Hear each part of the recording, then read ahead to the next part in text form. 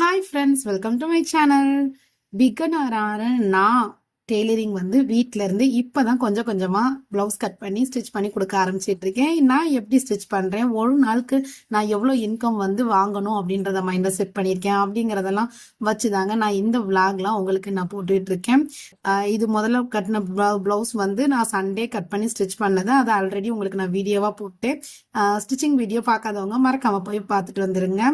ஒரு பிளவுஸை நீட்டாக நீங்கள் எப்படி கட் பண்ணி ஸ்டிச் பண்ணலாம் அப்படிங்கிறதுக்கு என்னோட சேனலில் வீடியோஸ் இருக்கு. சேனலில் ஃபர்ஸ்ட் டைம் பார்க்குறீங்க அப்படின்னா மறக்காம சப்ஸ்கிரைப் பண்ணிக்கோங்க. நான் வீட்டில் இருந்தே நான் வந்து டெய்லரிங் பண்ணிட்டு ஒரு நாளுக்கு, அதாவது நான் சி செக்ஷன் தாங்க. அப்பா சி செக்ஷன் பண்ணவங்கலாம் நம்ம சும்மாவே இருக்க முடியுமா? நமக்குன்னு ஒரு ஏர்னிங்ஸ் வேணும் இல்லைங்க. அதுக்காக நான் எடுத்துக்கிட்டது தாங்க இந்த டெய்லரிங் ஃபீல்டு. நான் ஃபுல்லாக உட்கார மாட்டேன். அது ஆல்ரெடி வீடியோ பார்க்குறவங்களுக்கு, என்னோட சப்ஸ்கிரைபருக்கு ஆல்ரெடி தெரிஞ்ச விஷயம் தான். ஒரு நாளுக்கு ஒரு 2 hours தான் உட்காருவேன். 2 பிளவுஸ் தான். என்னுடைய டார்கெட் வந்து கூலி வந்து ஒரு நாளுக்கு 200 எப்படியாவது தச்சிடணும்னு நினைப்பேங்க. அதை டார்கெட்டாகவே வச்சுக்குவேன்.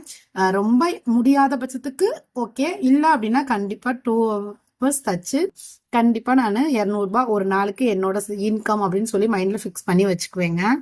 அதை தான் உங்களுக்கு டெய்லி நான் விளாகா போட்டுட்டு இருக்கேன், எப்படி எப்படி நான் ஏர்ன் பண்றேன் அப்படிங்கிறத. இன்னும் என்னடா நீங்க டெய்லரிங் சொல்லிட்டு கூட காமிச்சிட்டு இருக்கீங்களே அப்படின்னு தானே நீங்க யோசிக்கிறீங்க. அன்னைக்கு ஃபுல்லாவே மண்டே டோட்டலா ஆயிடுச்சுங்க. என்னால ஸ்டிச்சிங்ல உட்கார முடியல. கட் பண்ணி வச்சாலும் பீஸ் ஏதாவது மாறிடுமோ அப்படின்னு சொல்லிட்டு நான் யோசிப்பேன். கட் பண்ணிட்டா அன்னைக்கு நான் ஸ்டிச் பண்ணிடணும் அப்படின்னு நினைப்பேன். ஸோ கட்டிங்கும் வேண்டாம் அப்படின்னு சொல்லிட்டு இந்த கூடையை தூக்கிட்டு உட்காந்துட்டாங்க பேசாம. இது வந்து ஒரு கூட வந்து ஒரு தெரிஞ்ச சொந்தக்காரங்க ஒருத்தவங்க எனக்கு வந்து பின்னி கொடுமான்னு கேட்டிருந்தாங்க. கூடையும் ஆல்ரெடி நமக்கு தெரியும். நம்ம தெரிஞ்ச தொழில்லாம் நம்ம ஏன் அதாவது விட்டுட்டு இருப்பானே. நமக்கு தெரிஞ்ச மாதிரி யாராவது கேட்கும்போது அதை தெரிஞ்சதை நான் செஞ்சு கொடுப்பேங்க.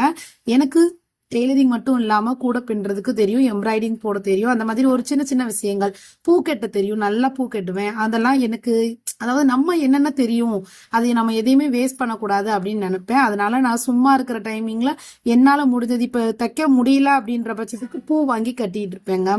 இல்ல அப்படின்னா இந்த மாதிரி கூட ஏதாவது வாங்கி வச்சு பின்னி கொடுத்துட்டு இருப்பேன். அந்த இப்போ நீங்க சும்மா இருக்கிற டைமிங்ல அந்த கூடையை பின்னுனாலுமே அதை நீங்க கொடுத்தீங்கனாலுமே 250 கிட்ட நம்ம ஏர்ன் பண்ண முடியும். அதனால நான் எதுவுமே வந்து சும்மா விடக்கூடாது. நமக்கு தெரிஞ்ச தொழிலை வந்து நம்ம கையில இருக்கிற ஒரு டேலண்ட்டை வந்து நம்ம சும்மாவே வச்சிருக்க கூடாது. நம்ம யாருக்காவது ஏதாவது செஞ்சு கொடுத்துட்டே இருக்கணும் அப்படின்னு சொல்லி நினைப்பேங்க. ஸோ அந்த மாதிரி நான் எடுத்துக்கிட்டது தான். அன்னைக்கு மண்டே டோட்டல் ஆஃப். சரி ஓகே, நம்ம என்ன பண்ணலாம் அப்படின்னு சொல்லிட்டு அந்த கூடையை உட்காந்து பின்ன ஆரம்பிச்சிட்டேங்க. அந்த கூடையை ஃபுல்லாகவே நான் பின்னிட்டு உங்களுக்கு ஒரு நாள் நான் வீடியோ அப்லோட் பண்ணுறேன். அப்பப்போ இப்படி தாங்க ஈவினிங் டைமிங்கில் குழந்தைங்களுக்கு பாடம் சொல்லி கொடுக்குற நேரமும் அந்த டைமிங்லலாம் அந்த கூடையை எடுத்து எடுத்து போட போய் தான் அடி போட்டேன். அதுக்கப்புறம் இப்போ கொஞ்சம் வசந்து வந்துருச்சு. இன்னும் கொஞ்சம் ஃபில் பண்ணிட்டு அதுக்கப்புறம் நான் இன்னொரு நாள் உங்களுக்கு விளாக்ல காட்டுறேன். ஃபுல்லாகவே கூடையை ப்ரிப்பேர் பண்ணி ஃபுல்லாக முடிச்சதுக்கு அப்புறமும் நான் உங்களுக்கு வீடியோவில் காட்டுறேங்க.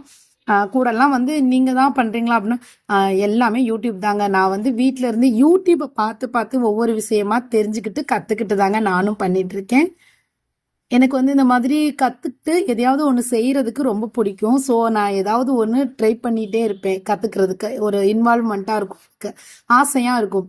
அதனால நான் வந்து எனக்கு தெரிஞ்சாதது அப்படின்றது எதுவும் இல்லாம எனக்கு தெரிஞ்ச சின்ன சின்ன விஷயத்த இப்ப கூட வந்து நார்மலா அந்த முத்து போட தெரியும். அப்ப அதுல இன்னும் கொஞ்சம் எப்படி போடலாம் அப்படின்றத யூடியூப் பார்த்து கத்துக்கிட்டு அதுல வந்து டிசைன் கூட அந்த மாதிரி நான் போட்டு எடுப்பேங்க. இன்னைக்கு இது வந்து மறுநாள் நான் எடுத்துட்டு இருக்க விளாகுங்க. மறுநாள் திங்கக்கிழமை ஃபுல்லாவே டோட்டலா ஆயிடுச்சா. நான் செவ்வாய்க்கிழமை அந்த அந்த கிரீன் கலரையே பார்த்து பார்த்து என் கண் ஃபுல்லா பூத்து போச்சுங்க அந்த சாரி. அதாவது நமக்கு வந்துச்சு அந்த பல்க் ஆர்டர் கோயில் கொடை சம்பந்தமா, அதை ஃபுல்லாவே பார்த்துக்கிட்டே இருந்தேங்க. அந்த அந்த கிரீனை மட்டுமே நம்ம பார்த்து பார்த்து கண் ஒரு வாரமாவே நான் அந்த கிரீன் கலர் பிளவுஸா தாங்க தைச்சேன். ஸோ எனக்கே அது ஒரு மாதிரி ஆயிடுச்சு. ஃபுல்லாவே கிரீன் கலராவே நம்ம கண்ணே பச்சையாயிரும் அந்த மாதிரி ஆயிடுச்சு எனக்கு. பட் ஆனா ஓகே, எல்லாத்துக்குமே ஒரு வழியா ஸ்டிச் பண்ணி கொடுத்து கோயில் கொடை ஃபங்க்ஷன் எல்லாமே நல்லபடியா முடிஞ்சிச்சு. ஆனா இப்ப திருப்பியுமே என்ன சிஸ்டர் கொடையே முடிஞ்சிச்சு, நீங்க இன்னும் இந்த பிளவுஸை கட் பண்ணிட்டு இருக்கீங்களேன்னு நிறைய பேர் யோசிக்கலாம். அதாவது நிறைய பேர் கொடையை ஒட்டி கொடுக்கலங்க. அதுக்கு அப்புறமும் கூட கொண்டுட்டு வந்து எனக்கு வந்து அந்த டைமிங்ல தைக்க முடியல, நீங்க இப்ப எனக்கு தச்சு கொடுத்துருங்க அப்படின்னு சொல்லி அதுக்கப்புறமே ஒரு 2-3 பிளவுஸ் வந்துச்சு. அந்த கிரீன் கலர் பிளவுஸுமே நிறைய பேர் வந்து நல்லா இருந்துச்சு, கரெக்டா இருந்துச்சு. நிறைய பேர் வந்து நாங்க கொடுத்துருந்தோம், ஒரு சிலவங்க தைக்க முடியாதுன்னு சொல்லிட்டாங்க இந்த இந்த துணியில. பட் ஆனா நீங்க எனக்கு தச்சு கொடுத்துட்டீங்க, ரொம்ப சந்தோஷம் அப்படின்னு சொன்னாங்க. அதாவது நிறைய பேர் சில டெய்லர்ஸ் என்ன பண்ணுவாங்கன்னா அர்ஜென்ட் ஆர்டர்ஸ்லாம் இருக்கும், அப்போ வந்து ஒட்டு போட்டு அவங்களால ஸ்டிச் பண்ண முடியாது.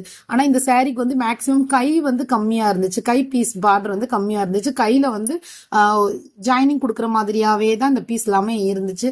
அதனால நான் ஜாயினிங் போட்டு நான் நிறைய பேருக்கு ஸ்டிச் பண்ணி கொடுத்தேன். நான் இன்னொரு டெய்லர்கிட்ட கேட்டேனே, அவங்க எல்லாம் இதை வந்து ஸ்டிச் பண்ண முடியாது உங்களுக்கு அப்படின்னு சொல்லிட்டாங்க. பட் நீங்க எப்படி உங்களால முடிஞ்சிச்சு, ஸ்டிச் பண்ண முடிஞ்சிச்சு அப்படின்னு சொல்லி நிறைய பேர் கேட்டாங்க. நான் சொன்னேன் இந்த மாதிரி ஜாயினிங் போட்டு கூட கொஞ்சம் இதுக்கு கொஞ்சம் வேலை இருக்கு, அதனால அதில் வச்சுதான் நான் வந்து ஸ்டிச் பண்ணேன் அப்படின்னு சொல்லி சொன்னேன். அப்புறம் மறுநாள் இது வந்து புதன்கிழமை காலையில எடுத்துட்டு இருக்கீங்க. அடுத்த நாள் முதல் நாள் அந்த லைனிங் ப்ளவுஸ் தச்சுட்டேன்னா அது 200 என்னோட டார்கெட் ஓவர் ஆயிடுச்சு. இது மறுநாள் புதன்கிழமை, அதாவது இன்னைக்கு நான் எடிட்டிங் பண்ணிட்டு இருக்கேன். இன்னைக்கு தாங்க இந்த 2 பிளவுஸையும் நான் ஸ்டிச் பண்ணேன். கஸ்டமர் வந்து ஒரே அளவுல 2 பிளவுஸ் கொடுத்துருந்தாங்க. ஸோ அது வந்து ரொம்ப சின்ன பிளவுஸ் தான், அதனால வேகமாவே ரெண்டையுமே வந்து ஒரு 1.5 மணி நேரத்துலயே நான் கட் பண்ணி ஸ்டிச் பண்ணி முடிச்சிட்டேங்க 2 பிளவுஸையுமே. ஒன்னு வந்து 1 மீட்டர் தாராளமா கொடுத்திருந்தாங்க, ஒன்னு வந்து 80 பாயிண்ட்ல கொடுத்திருந்தாங்க. ஸோ ஃப்ரண்ட் பார்ட் கட் பண்ணும் போது மட்டும் 2 துணியும் ஒரே மாதிரி கரெக்டான அளவுல இருக்கா அப்படின்றத நம்ம செக் பண்ணிக்கணும். ஏன்னா ரெண்டுமே ஒரே அளவா இருக்காது. 1 மீட்டர்ன்றது கொஞ்சம் லென்த்தா இருக்கும், அந்த 80 பாயிண்ட்ன்றது கொஞ்சம் கம்மியா இருக்கும். நான் இப்ப இந்த ஃப்ரண்ட் பார்ட் காட்டுறேன் பாருங்க. கட் பண்ணும்போது நம்ம வச்சு எல்லாமே மார்க் பண்ணிட்டேன். மார்க் பண்ணதப்ப கீழே பாத்தீங்க அப்படின்னா துணி கம்மியா இருந்துச்சு. அந்த மாதிரி நீங்க என்னைக்குமே இந்த தப்பு பண்ணியிருந்தாங்க. கரெக்டா பின்னாடி உள்ள துணி கரெக்டா இருக்கான்றத நான் மென்ஷன் பண்ணி பார்த்துட்டு அதுக்கப்புறமா வந்து நீங்க ஃபுல்லா மார்க்கிங் கொடுங்க. முதல்லலாம் நான் அந்த தப்பை நிறைய அடிக்கடி பண்ணுவேன், இப்போ கொஞ்சம் சுதாரிச்சுட்டேங்க. எப்பதான் ஓயாம நம்ம அதே தப்பே பண்ணிட்டு இருக்க முடியுமா? தப்பு பண்ணதான் நம்மளோட திருத்தங்களுமே அதிகரிக்கும் அப்படின்னு சொல்லுவாங்க. ஸோ நான் வந்து தப்பு பண்ணது எல்லாத்தையுமே இப்போ கொஞ்சம் கொஞ்சம் நான் வந்து திருத்திக்க ஆரம்பிச்சிட்டேன். அதே மாதிரி தப்பே பண்ணாம யாரும் இருக்க முடியாதுங்க. அதுலயும் நம்ம டெய்லரா இருந்துகிட்டு கண்டிப்பா கரெக்டான ஃபிட்டிங்ல வந்து யாருமே தைச்சு கொடுக்க முடியாதுங்க. கண்டிப்பா ஏதாவது ஒரு குறை சொல்லதான் செய்வாங்க கஸ்டமர். ஆனா குறை சொல்றாங்களே அப்படின்னு சொல்லிட்டு நம்ம கட் பண்ணி ஸ்டிச் பண்ணாம இருக்கவே கூடாதுங்க. அந்த குறைய நம்ம எப்படி சரி பண்ணலாம் அப்படின்னு சொல்லி நம்ம வந்து நம்மள பாசிட்டிவா கொண்டுட்டு போகணும்.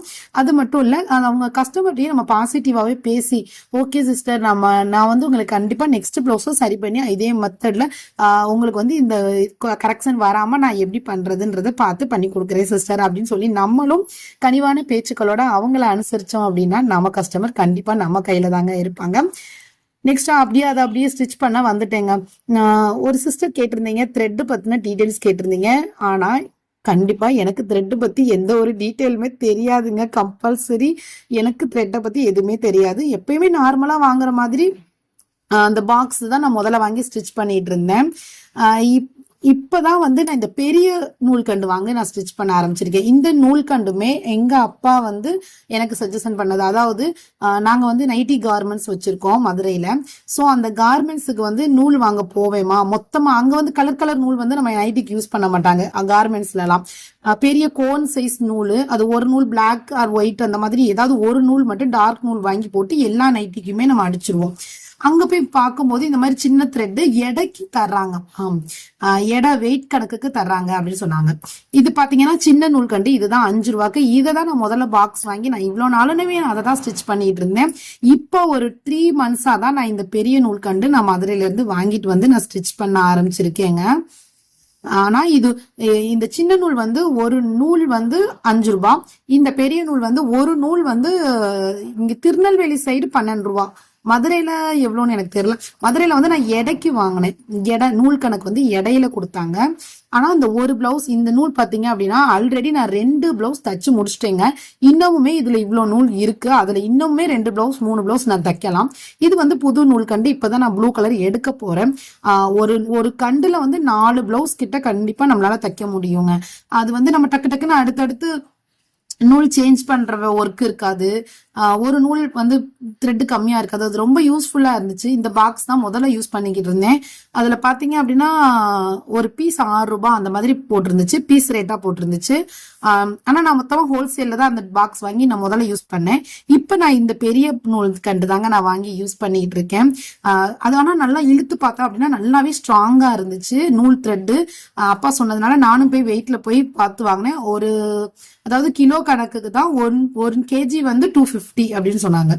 1 கிலோ வந்து 250 ரூபாய் வந்து சொன்னாங்க. நானும் அதே 250 ரூபாய் கொடுத்து ஒரு இது வாங்கிட்டு வந்தேன். அதுல 35 நூல்கண்டு கிடைச்சிச்சுங்க எனக்கு. அந்த 35 நூலையும் தான் அந்த பாக்ஸ்ல நான் அடுக்கி வச்சிருக்கேன்.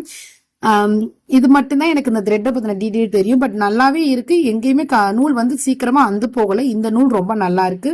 நீங்க பாக்ஸ் நூல் வாங்கி ட்ரை பண்ணுங்க. வேற ஏதாவது இந்த நூல் பத்தின டீடைல் வேணும் அப்படின்னா நீங்க கமெண்ட் பண்ணுங்க. நான் டீடைல் வந்து உங்களுக்கு அடுத்த வீடியோல போஸ்ட் பண்றேன். ரொம்ப யூஸ்ஃபுல்லா இருக்கு. அது ஒரு நூல் வாங்கினீங்க அப்படின்னா அது 12 ரூபாய் வருது. பட் நான் மொத்தமா 35 நூல் 250 ரூபாய்க்கு வாங்கினேன். நம்ம ஒரு நூலுக்கு 4 பிளவுஸ் கிட்ட ஸ்டிச் பண்ணலாம். ஆனா என்னன்னா எடக்கணக்கு நம்ம நூலை வந்து நம்ம தான் போய் கலர் வந்து தேடி தேடி எடுக்கிற மாதிரி இருக்கு. அது நான் தான் போய் எல்லா கலர் நூலையுமே செலக்ஷன் பண்ணி எடுத்துட்டு வந்தேங்க. இதுதான் எனக்கு நூல் த்ரெட்டை பத்தின தெரிஞ்ச விஷயங்கள் நான் உங்ககிட்ட ஷேர் பண்ணியிருக்கேங்க. இதுல ஏதாவது உங்களுக்கு டவுட் இருந்துச்சுன்னா கமெண்ட் பண்ணுங்க. வீடியோ ஸ்கிப் பண்ணாம ஃபுல்லா பார்த்ததுக்கு நன்றி. இன்னைக்கான விளாக் இவ்வளவுதாங்க. நெக்ஸ்ட் வீடியோல நான் அடுத்தடுத்த உங்களுக்கான டவுட்டையும் கிளியர் பண்றேன். வீடியோ பிடிச்சிருந்த மறக்காம ஒரு லைக் கொடுத்துருங்க. தேங்க்ஸ் ஃபார் வாட்சிங்.